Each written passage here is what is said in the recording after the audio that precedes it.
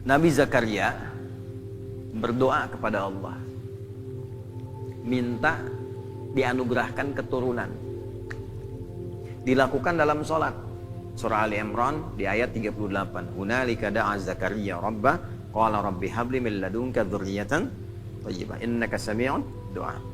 Itu masih berdiri doanya. Jadi sholat berdiri minta sama Allah, ya Allah, orang-orang memvonis aku gak akan punya keturunan.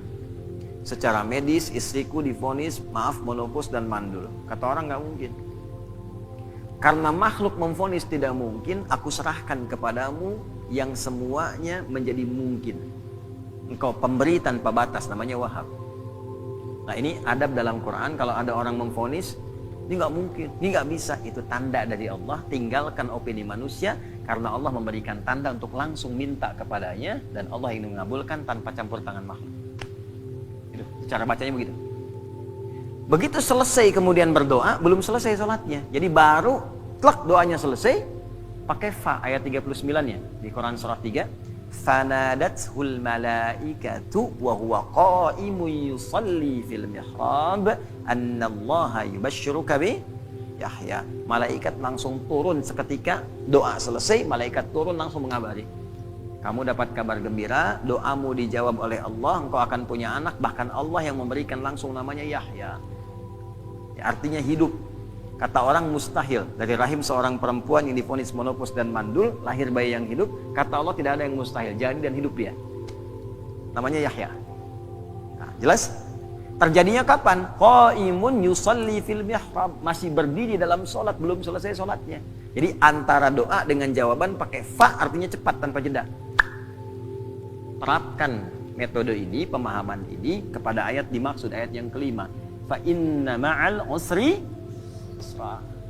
Kalau sedang punya masalah, sedang dialami, ingin melapangkan hati, cepat, jangan pakai jeda. Inna ma'al usri yusra. Seringkali kita baca terjemah, tapi tidak dialihkan ke bahasa psikologi. Sungguh di dalam kesulitan itu ada bahasa gampangnya begini, pasti selesai. Gitu. Ya, setiap masalah ada solusinya, bahasa gampangnya pasti selesai.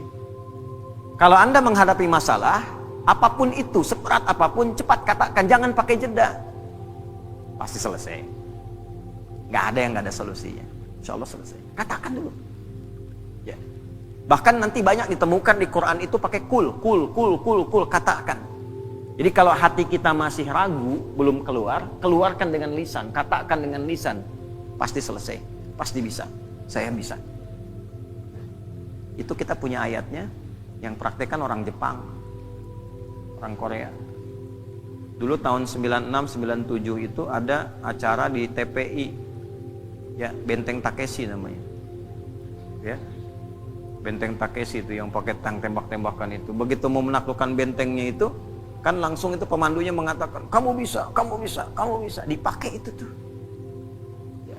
Lalu Korea melihat anak-anak TK di Korea itu disandingkan dengan kemajuan Jepang.